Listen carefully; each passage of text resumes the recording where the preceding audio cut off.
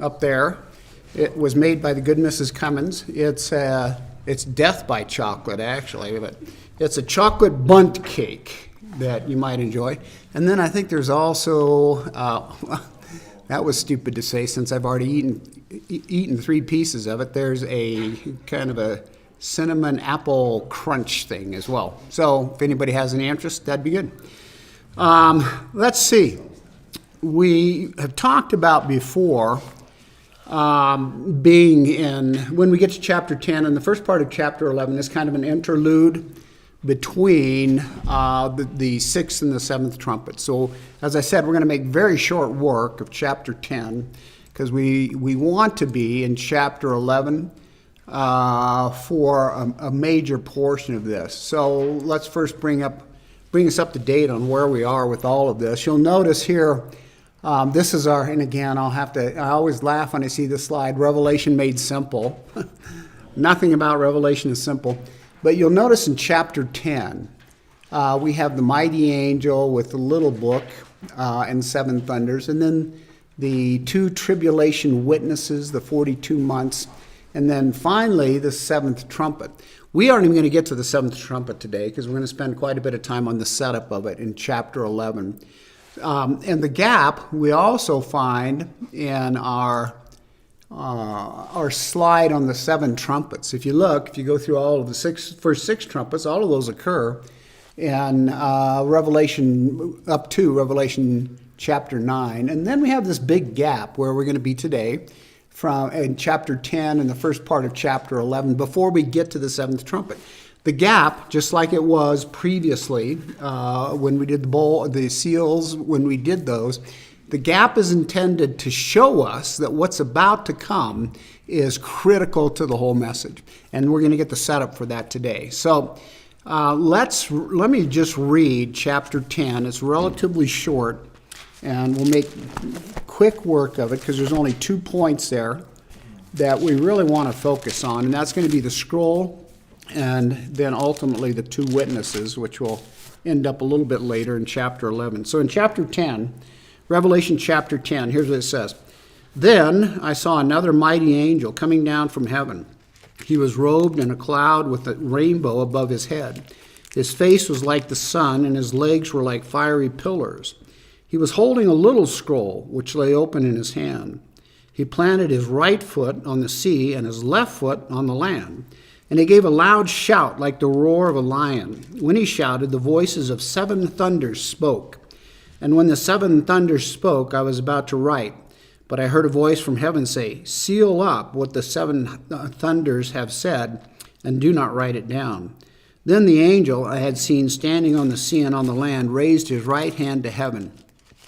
And he swore by him who lives forever and ever, who created the heavens and all that is in them, the earth and all that is in it, and the sea and all that is in it. He said, "There will be no more delay. But in the days when the 7th angel is about to sound his trumpet, the mystery of God will be accomplished, just as he announced to his servants the prophets." Then the voice that I heard from heaven spoke to me once more. "Go, take the scroll that lies open in the hand of the angel who is standing on the sea and in the land." So I went to the angel, and he asked him to give me the scroll. He said to me, "Take it and eat it. It will turn your stomach sour, but in your mouth it will be as sweet as honey." I took the little scroll from the angel's hand and ate it. It tasted as sweet as honey in my mouth, but when I had eaten it, my stomach turned sour.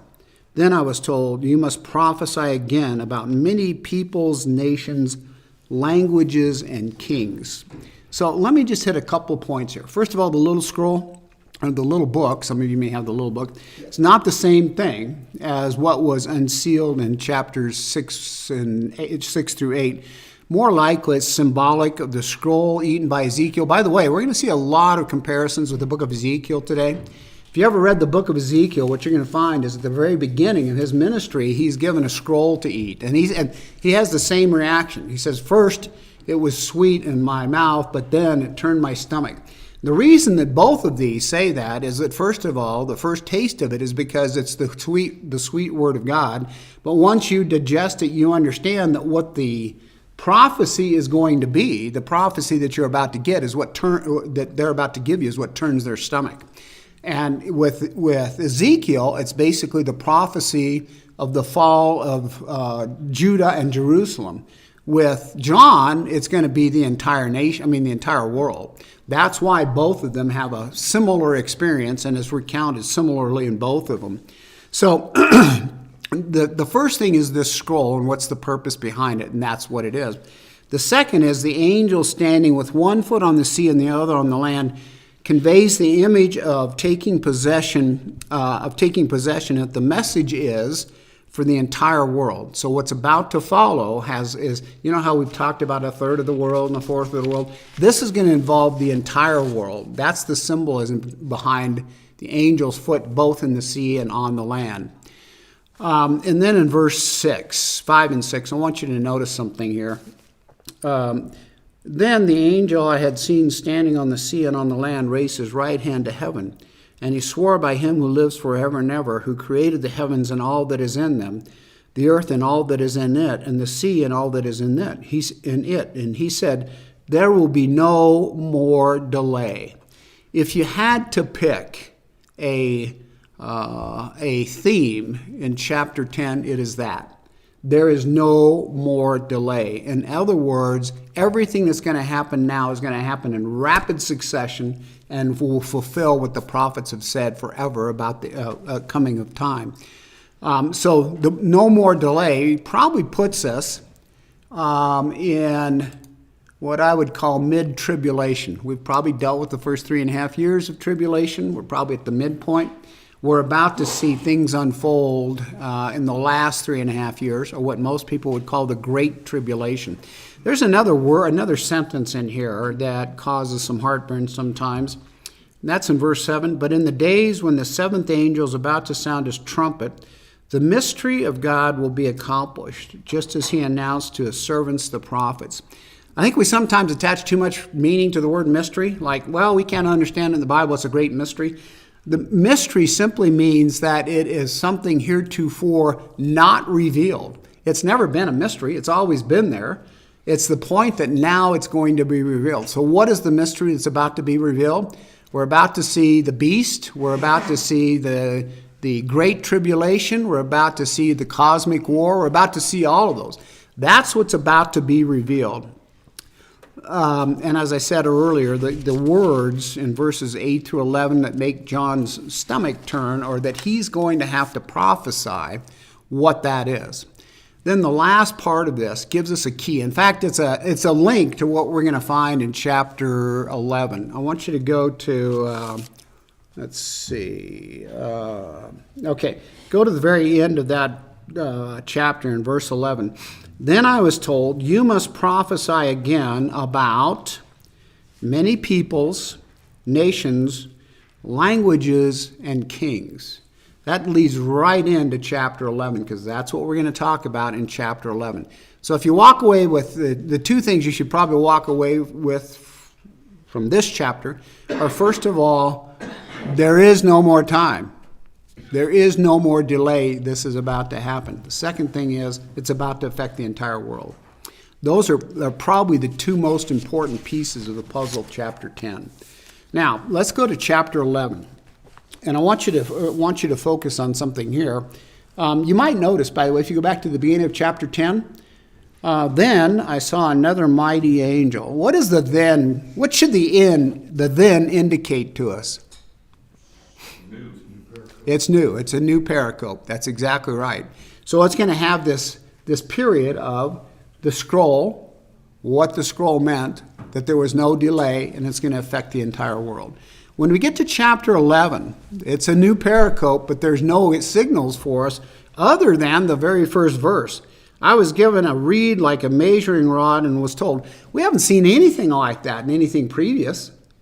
All of a sudden, John says, I was given this reed. We are not even sure where the reed comes from, but he says, I was given this reed. That's a significant change between what happened in chapter 11. In other words, there's an abrupt transition. We'll come back to the reed here in just a minute, but I want to focus on a number of things in this chapter. And we're going to address 6 questions. We're going to answer 6 questions. And the 6 questions that almost always get asked related to this chapter. And by the way, the one thing you'll find in commentaries about at least the first 14 verses of this chapter is every commentary says this is probably one of the most difficult chapters in the entire book, and they may mean in the entire Bible because it is tough to interpret. So when we get into it, be prepared to put your helmets on and be prepared to take some healthy notes. So we're going to answer these 6 questions, and they're listed on the board here. First of all, is the temple real or symbolic? Secondly, when did the 2 prophets prophesy? Thirdly, who are they? Probably one of the biggest questions that you'll find in all of Revelation. Who are the 2 prophets? Fourthly, where do they prophesy? Fifthly, why 3.5 days? And you'll get an understanding of this as we get further into it. And sixthly, sixth is what's the purpose of this whole pericope? Why is this even in here? What's the purpose behind it? So I'm just going to read the first 14 verses. We're only going to focus on those today because that's going to take all our energy. I'm going to read the first 14 verses of chapter 11, and you'll see the genesis of every one of these questions. Chapter 11. I was given a reed like a measuring rod and was told, go and measure the temple of God and the altar, and count the worshipers there, but exclude the outer court. Do not measure it, because it was given to the Gentiles. They will trample in the holy city for 42 months, and I will give power to my 2 witnesses. And they will prophesy for 1,260 days, clothed in sackcloth. These are the 2 olive trees and the 2 lampstands that stand before the Lord of the earth. If anyone tries to harm them, fire comes from their mouths and devours the enemies. This is how anyone who wants to harm them must die. These men have power to shut up the sky so that they will not rain during the time they are prophesying. And they have the power to turn the waters into blood and to strike the earth with every kind of plague as often as they want. Now, when they finish their testimony, the beast that comes up from the abyss will attack them and overpower and kill them. Their bodies will lie in the street of the great city, which is figuratively called Sodom and Egypt, where also the Lord was crucified. For 3.5 days, men from every people, tribe, language, and nation will gaze on their bodies and refuse them burial. The inhabitants of the earth will gloat over them and will celebrate by sending each other gifts, because these 2 prophets had tormented those who live on the earth. But after the 3.5 days, a breath of the life from God entered them, and they stood on their feet, and terror struck those who saw them. Then they heard a loud voice from heaven saying to them, "Come up here." And they went up to heaven in a cloud, while their enemies looked on. At that very hour there was a severe earthquake, and 1/10 of the city was collapsed. 7,000 people were killed in the earthquake, and the survivors were terrified and gave glory to the God of heaven. The second woe has passed. The third woe is coming soon. The third woe is going to be the 7th trumpet, which we'll see here soon. So now let's go back and look at a couple of things. First of all, John's given this reed like a measuring rod. Has anybody ever read Ezekiel? In Ezekiel, in chapters 40 to 43, and from chapter 40 to 48, it deals with worshiping in the temple again. But chapters 40 to 43 generally deal with the building of the temple, and it's very detailed on what's going to happen in the building of the temple. So the similarity between what we see here and what we see in Ezekiel is similar, with this exception. John doesn't spend any time talking about the building of the temple. He's just told to go measure it. And more importantly, he doesn't really focus on the temple itself. He focuses on the people. Did you notice? To count the people in the inner courtyard. We're going to look at that here in just a minute. So here's how we need to address our first question. Is the temple a real temple or is it symbolic? Anybody want to venture a guess? Real temple. Real temple. Symbolic because the temple was destroyed 20 years before this was written. Okay, so we have two choices here. It's a real temple and it's symbolic. Well, guess what? There are two choices. It's a real temple or it's symbolic. Now, which is it? Well, I do have to tell you that you will find a boatload of information on something called the Third Temple. This, by the way, will be the Third Temple. The first temple was Solomon's. What happened to Solomon's temple? Destroyed. The second temple was Zerubbabel and Ezra rebuild the temple, the original temple. That's the second temple. But ultimately, and you'll see what it looks like here in just a minute, ultimately that'll be Herod's temple. Herod's temple also is destroyed. Is there a third temple yet? Not now. No. Now, will there be a third temple? And as I said, there are two possibilities. One is it is an actual temple. The second is it's figurative or symbolic. Well, those of you who are on the side of that it's an actual temple, you probably have some people that agree with you. There's a whole organization, by the way, called thirdtemple.org, which is an organization designed to, in fact, all it deals with is the rebuilding of the third temple. There's already materials being gathered for it. There's already, mostly coming from the Jewish side of things, already a plan to rebuild the third temple. What's the problem with that? It's in the millennium, right? Not yet. No, but I mean, It's one of the holiest sites of the Muslims. yeah, but that doesn't happen. That doesn't get rebuilt until the millennium, is what I understand. We're going to get there in just a second. Okay. But you're right on one end. And he's right too. Yes, you two are right again. I'm sitting at the smart table. You can move over there. The problem is, it just happens to be right now, if it's going to be built on the same site, happens to be occupied. There's a renter there called the Al-Aqsa Mosque, Dome of the Rock. which is the Dome of the Rock. So if it's going to happen, something has to happen with that land, assuming it's going to be built on the same place. So that's a possibility, though, and I don't want to discount it. The second is that it's figurative or symbolic. Most likely symbolic, and I'll give you the rationale for it. But I'm not going to discount that a new temple could be built there. Here's the rationale for it. Do you remember when we were reading about the 7 churches, and each of the churches was promised something if they continued to follow the Lord? Do you remember that? Well, go back to the church at Philadelphia, and here's what it's going to say. For those of you who overcome, you will be a pillar in the temple of the Lord. What does that mean? They're not going to be actual pillars. They're not going to cast them in bronze and make them pillars. That means they're going to be a pillar in Christ's temple, right? Now, let me give you probably some better rationale for it. Again, I'm not going to discount that it could be an actual temple, but I'm going to give you the rationale of what you're going to see from most theologians, a lot smarter theologians than I. And here's probably one of the best right here, the Expository Bible Commentary. Let me tell you what they say about it. While to take the temple in this verse, the verse we just read, verse 1, as representing the church in the Great Tribulation is not without problems, this seems the best view. In other words, it is the people, not an actual temple.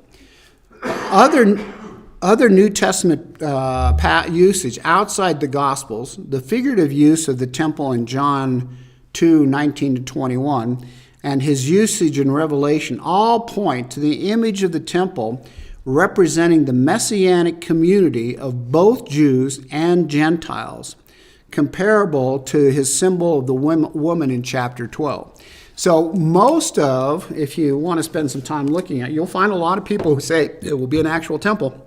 You'll probably find more that say it's going to be a figurative temple. If it is a figurative temple, what does John base his figurative temple on?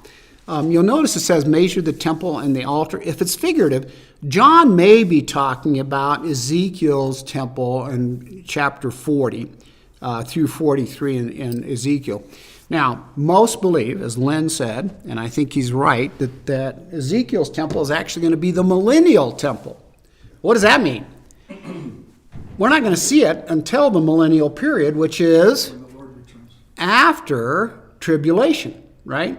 So let's look at a couple of, and unfortunately I didn't print these for you. I'll have to send them as soon as I can get to the, there we go. Let's look at a couple of slides related to that. As you face it, on your right-hand side is Ezekiel's temple. On the left-hand side, you'll see first Solomon's temple. And next to that is Herod's temple. I want you to look, by the way, the two on the left-hand side are to scale.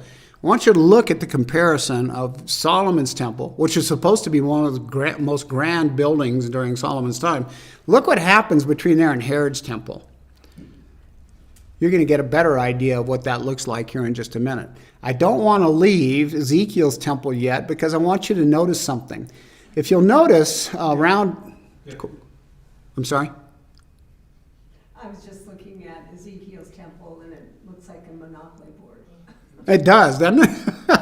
Yeah. For those of you, Eileen just said that Ezekiel's temple looks like a Monopoly board. That's where the game of Monopoly came from. That's from the book of Tom with tongue-in-cheek, I guess. But it does, doesn't it? I want you to notice something about it. There are 3 gates into the courtyard. Did you notice that? But I want you to notice something else. There are also 3 gates into the inner sanctum. Did you notice that? So we're going to come back to that in just a minute. But let's look. The most interesting thing is that there was an American football field on the back of Herod's temple. I think that is impressive. Yeah, but it's actually Bob's soccer field because they didn't play football then. This is probably a better indication of what we're looking at. In the kind of purplish color, you're going to see the original tabernacle. And the reddish color, Solomon's temple. And Herod's temple is the blue. And as Bob pointed out, we have our soccer field in the green down below. That's just for comparison, so you get an idea how big these things are. Look at it compared to Ezekiel's temple. Now, first of all, Ezekiel's temple will not fit on the land of the Dome of the Rock. So we know that's not when it's going to be. And as I said, most will say Ezekiel's temple will be built and used for the 1,000 years that Christ reigns after all of this occurs. Now, again, you can see the gates. I want to make sure you understand the gates. You see the gates, first of all, into the whole complex. And then there are specific gates. There are 3 interior gates into the inner sanctum. In other words, into what would be the court of the Jews, the holy place, and the most holy place. Now, again, note the order at the outer courtyard. Now, the measuring of those who worship. And you'll notice it doesn't really say measure the temple. It says measure those who are worshiping. Those who are worship are in the inner courtyard. And it may mean those who worship the Lord in the temple are protected, while unbelieving Gentiles outside the courtyard are not protected. Now, if that's John's image, if John's trying to demonstrate what it is, and if it is indeed a figurative use, what he's really saying is those who believe in Jesus Christ as the Lord and Savior are protected there in the inner courtyard. Those outside the inner courtyard, and it says, count those, or count the ones inside so we know who we are protecting. Outside are the unbelievers. This would be the image that he's talking about, but the application would be worldwide. Is everybody following that? So our choices are, and I don't really care which one you choose, our choices are it's an actual temple or it's a figurative temple. I want you to note something else though. In verse 2, note that the courtyard of the Gentiles is not to be measured, only the inner confines of the temple. And then, specifically, who is worshiping in the inner confines of the temple. Now, let me make a couple more points about this. Gentiles here can also be translated nations. Well, the first thing that pops into our mind probably is this. If you see Gentiles throughout the Old Testament, in fact, into the New Testament, we've always seen 2 entities, Jews and Gentiles. And I think I've used this example before with you. Most of you know that I went to high school on the Navajo Reservation. On the Navajo Reservation, you are either Diné, which means all Navajos, or you are Belegana, which means everybody else. So you're in one of those two groups. That's the way we typically think about it. However, Gentiles can also be translated nations. The word that's actually used is ethne, E-T-H-N-E, which means peoples or nations. The Greek term ethnos, as I said, can also mean people. So just as Jews referred to anyone outside of Judaism as Greek or Gentiles, so too Christianity eventually will use the term to refer to anyone outside of the new covenant as Gentiles.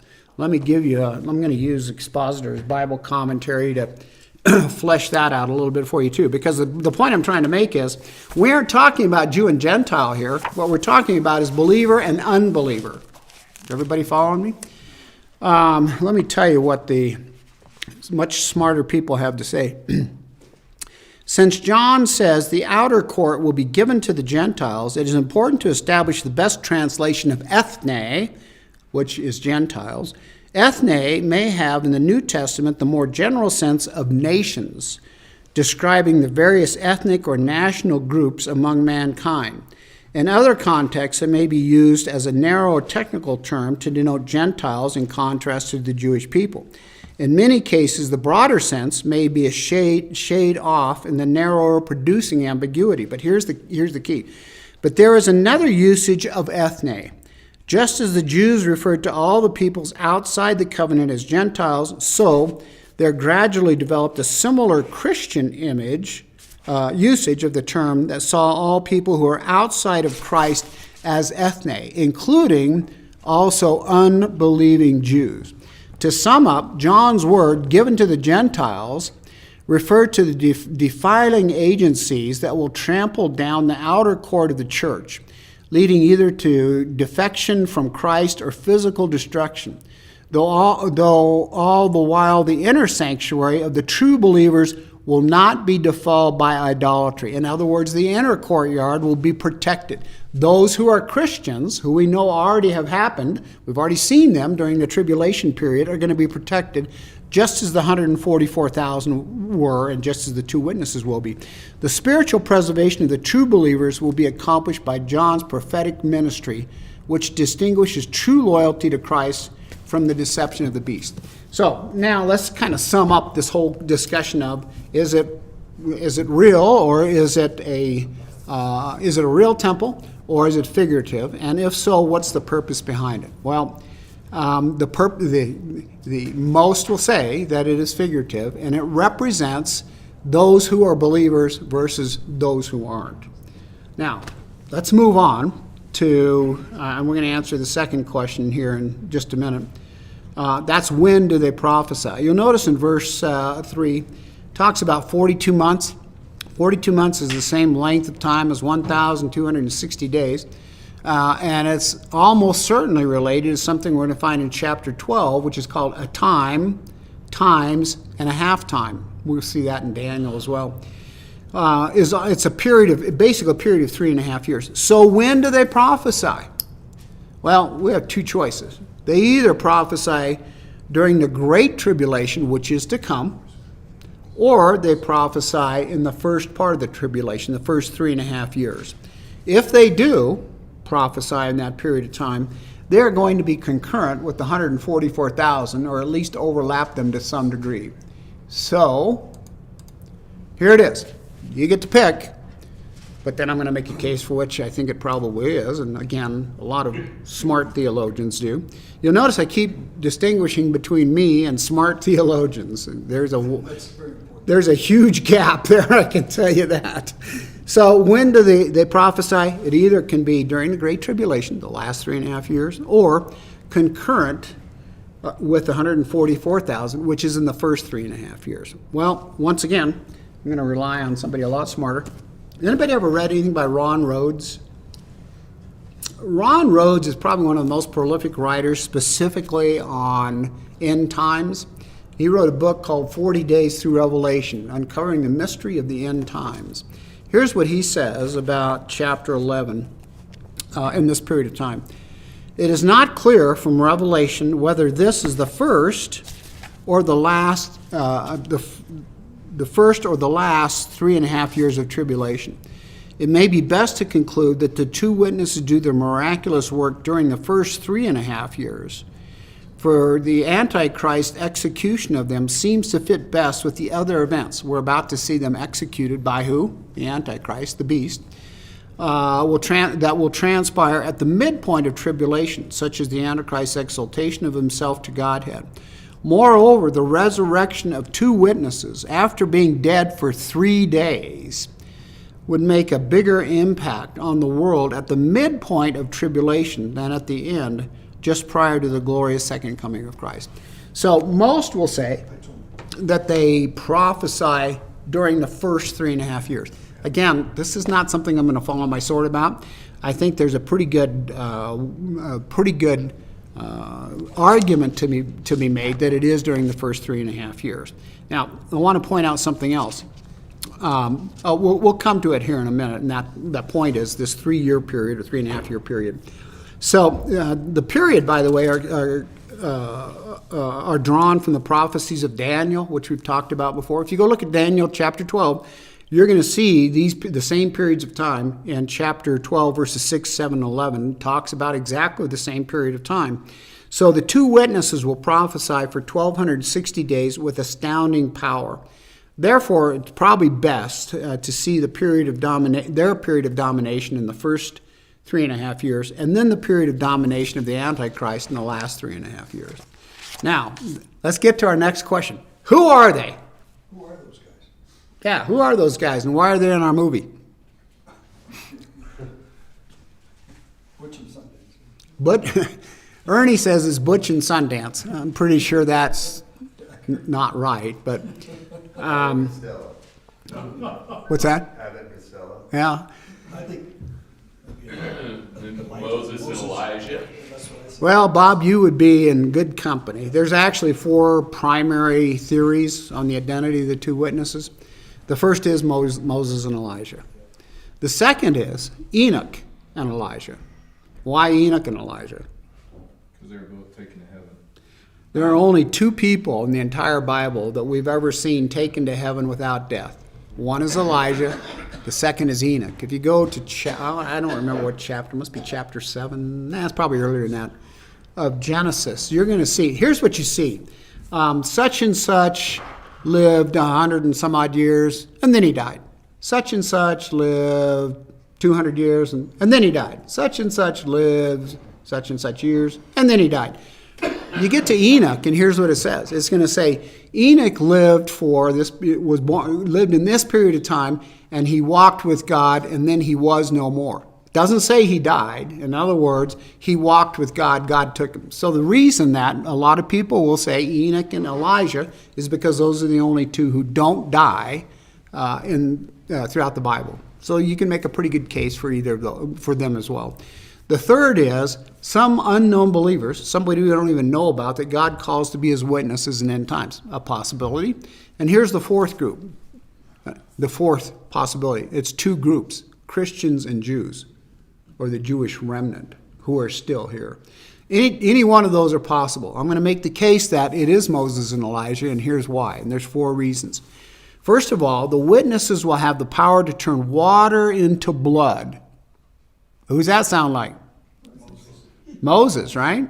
In Exodus 7. Secondly, the witnesses have the power to destroy their enemies with fire. If you go read 2 Kings 1, you're going to find this happens in a couple of times in Elijah's life.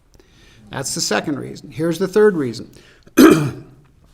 Giving strength to the view is the fact that Moses and Elijah both appear with Jesus at the Transfiguration. Does everybody know what the Transfiguration is? It's when 3 of the disciples go with Jesus up to the mountain, and he's transfigured into this otherworldly view, a bright view. And guess who shows up? Moses and Elijah.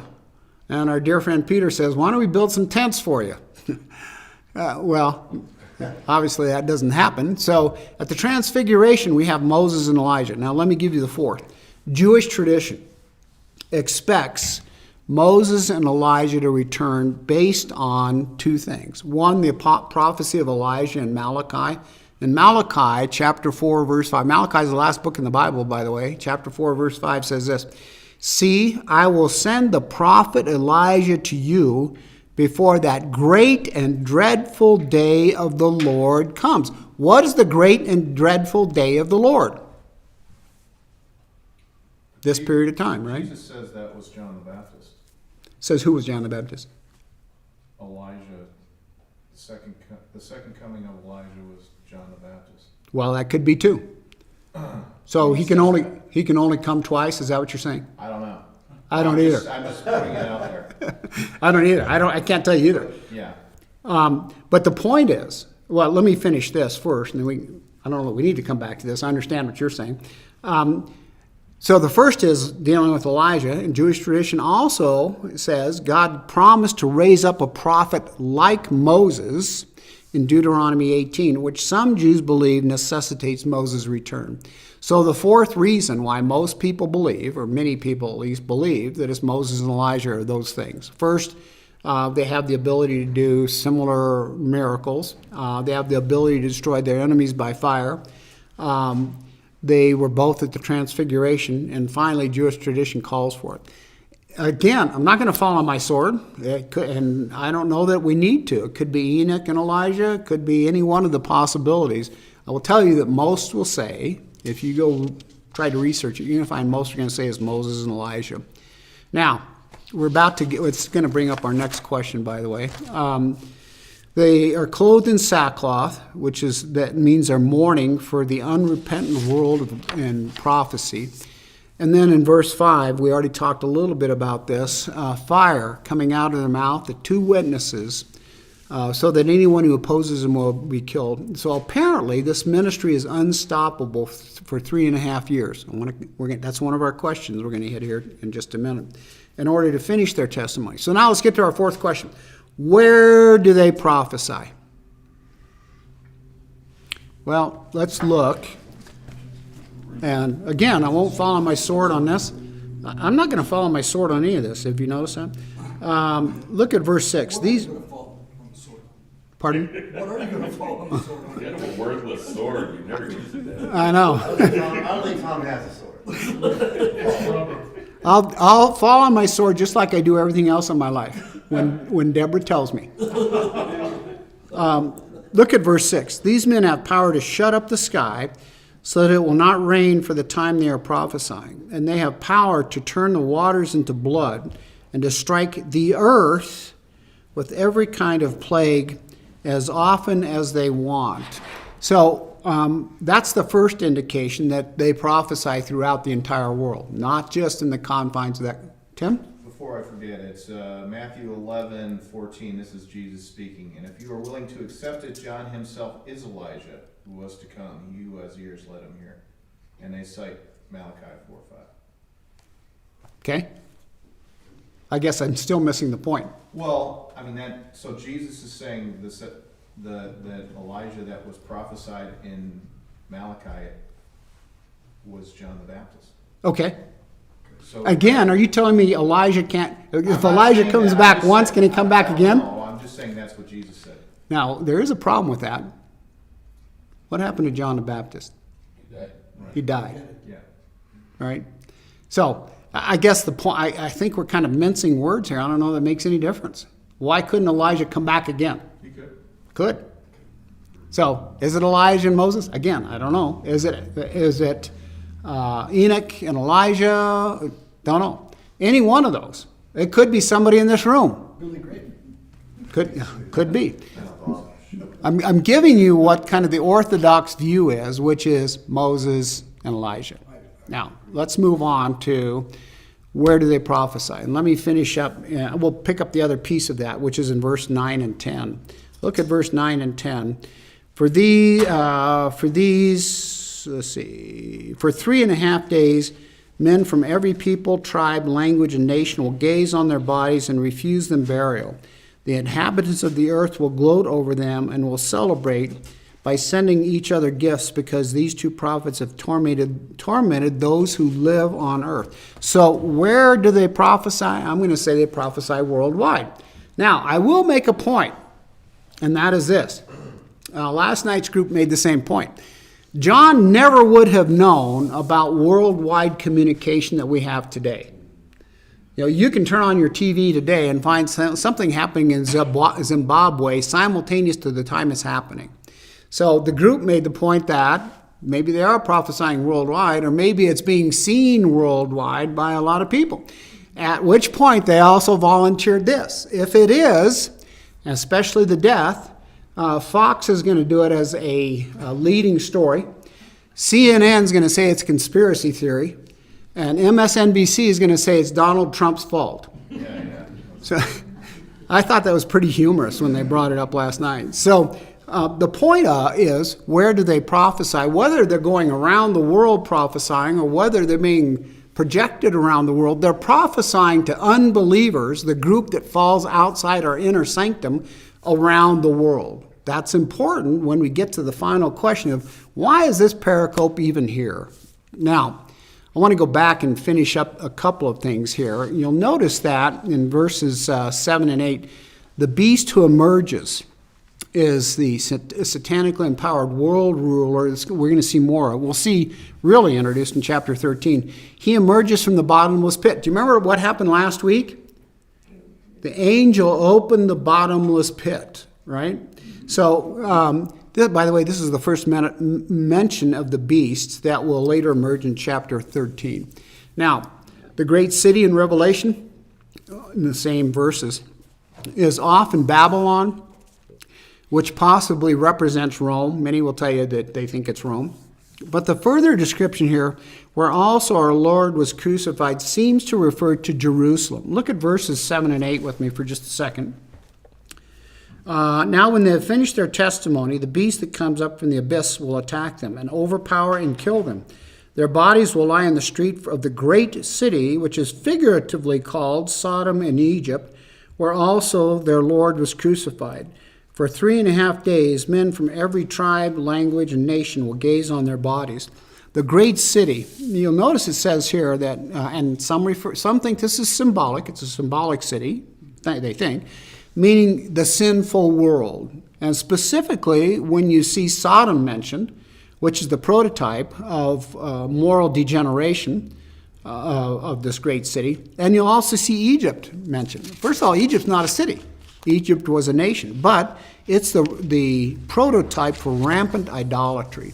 So the point would be, is it really the city, Jerusalem, or any other city? I think it probably is really a city. And the reason we know about any of this is because worldwide projection.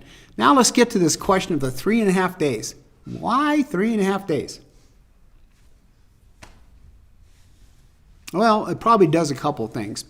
It recalls the 3.5-year ministry of the witnesses. And it may also indicate to us the period of time that Jesus lies in the tomb for 3 days. May also indicate that. So why the 3.5 days? Especially in the Middle East, denying burial was a flagrant violation of decency. So why the 3.5 days? And why does John make such a point of the 3.5 days? Well, I'm glad you asked that question. This, by the way, is an excellent, Ernie? No, I was just going to say maybe the body decays around that time. Good point, and that's exactly what we're going to see here.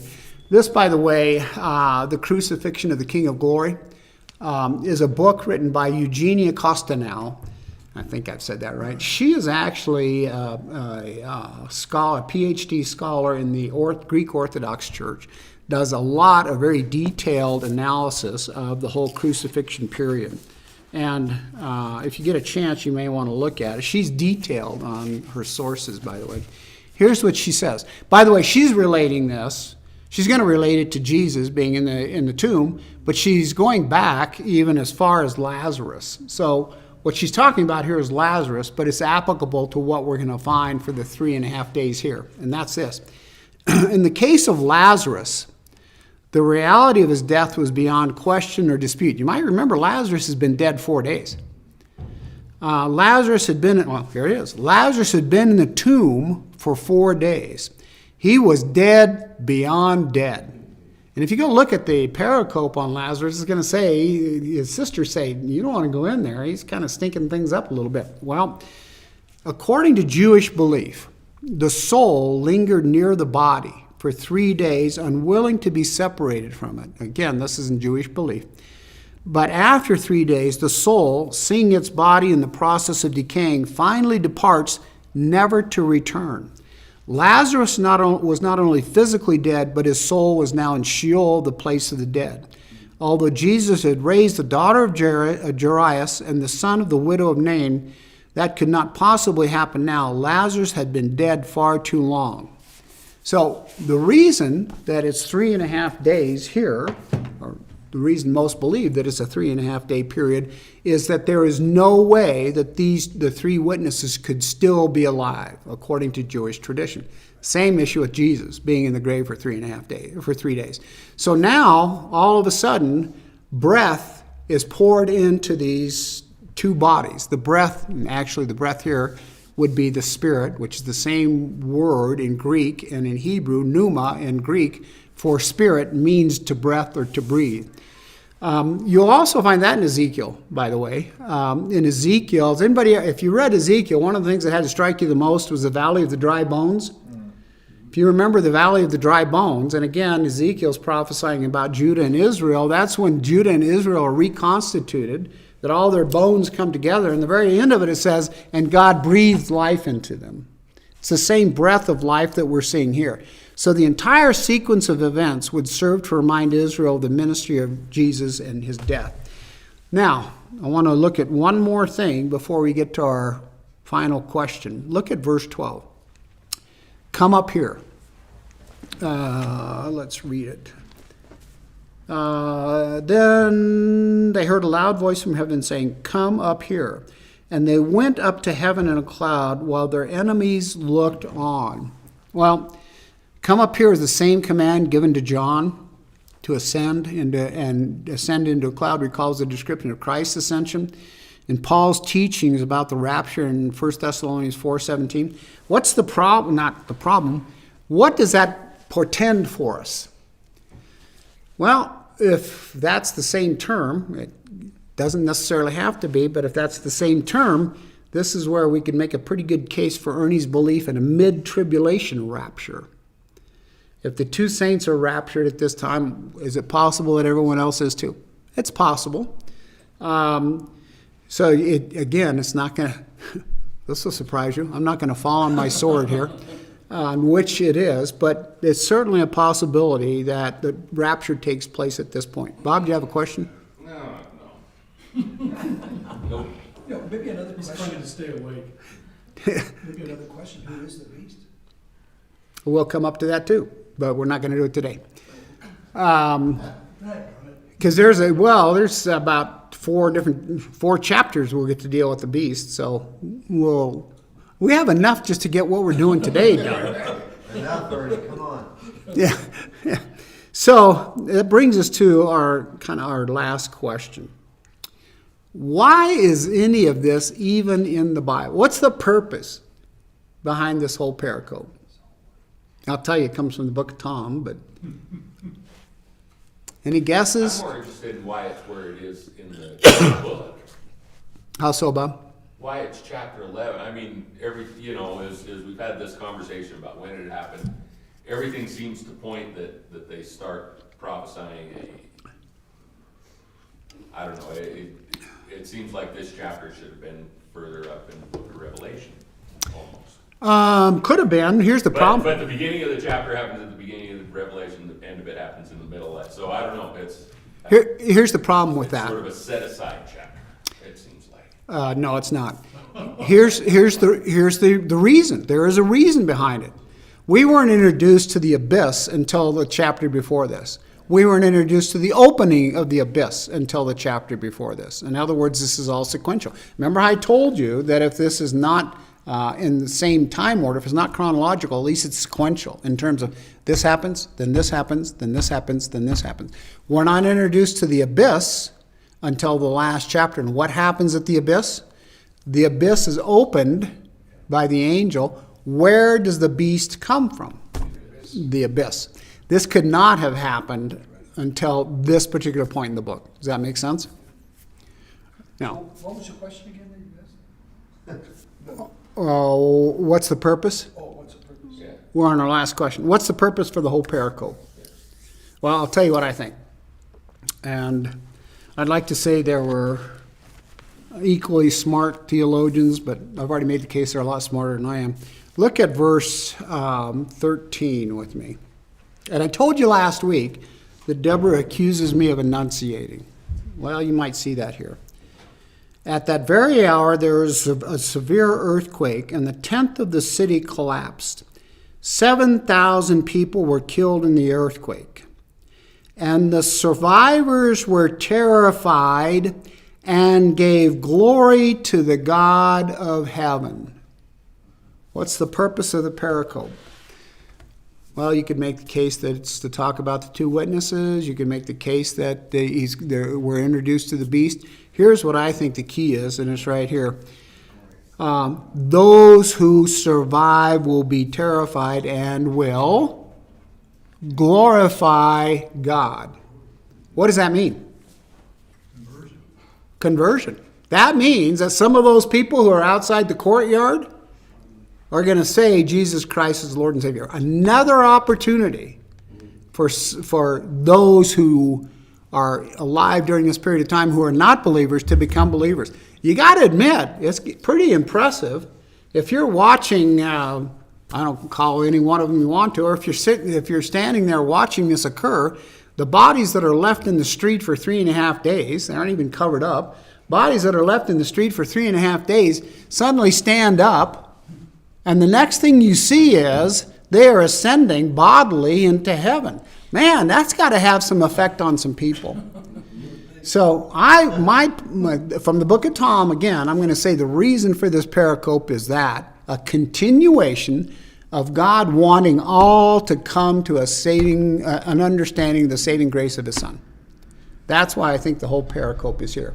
Although, Bob, it does the same thing that we've been talking about. It introduces the next thing in the sequence. And in chapter 12 and 13 and onward, we're going to start dealing a whole lot more with this beast and what the beast is going to do. Does that help, Bob? Still not convinced, are you? No, it does. I mean, just I just wonder why the beginning of the chapter wasn't at the beginning of Revelations, and then about the middle of the chapter be its own chapter here. It'd be very easy for me. So, well, let's do this. I get everything you say. It's just it seems like it's two different chapters. Let's plan on this, Bob. Regardless of when the rapture occurs, once you're there, you get to rewrite the book. Questions, comments? Lynn? What does it say? You said earlier the Millennium Temple was 26 acres. It wouldn't fit on the Dome of the Rock site. So how does that work out? Or where is it? Or does the ground get leveled to make more ground, or what? Yeah, we don't know. In fact, we aren't even told that we aren't told that there is a temple in Revelation. If you go look, in fact, we're told there is not a temple in the millennial period. If you go look in chapter 21, you're going to see there is no temple. And why is that? We're after the millennial period now. After the millennial period, there is no temple, and it says you don't need a temple because Jesus and God live with you. So there's no temple after the millennial period. We're not even told, I don't believe, in chapter 20. It'd have to be in chapter 20 about the temple. All we're told about is sacrifices in some period of time. So I can't tell you, Lynn, whether everything gets scraped off or whether it's built someplace else. I just can't tell you. Isn't there a temple that comes down from heaven? Is there what? I thought there was a temple that came down from heaven. That's the city. The city of Jerusalem. In fact, that's a good point, though, and Tim's got the right answer. It's the city that comes down. Go to chapter 21, Lynn. Or we can wait a couple of weeks till we get there, Don. Well, we could do that too, but it's... Let's see. Then I saw, in chapter 21, then I saw a new heaven and a new earth, for the first heaven and the first earth had passed away, and there was no longer an earth.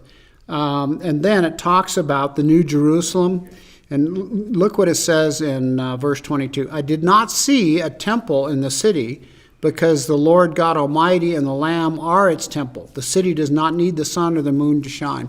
So, but again, that's after, the New Jerusalem is after the 1,000-year period that we read in chapter 20. Does that help?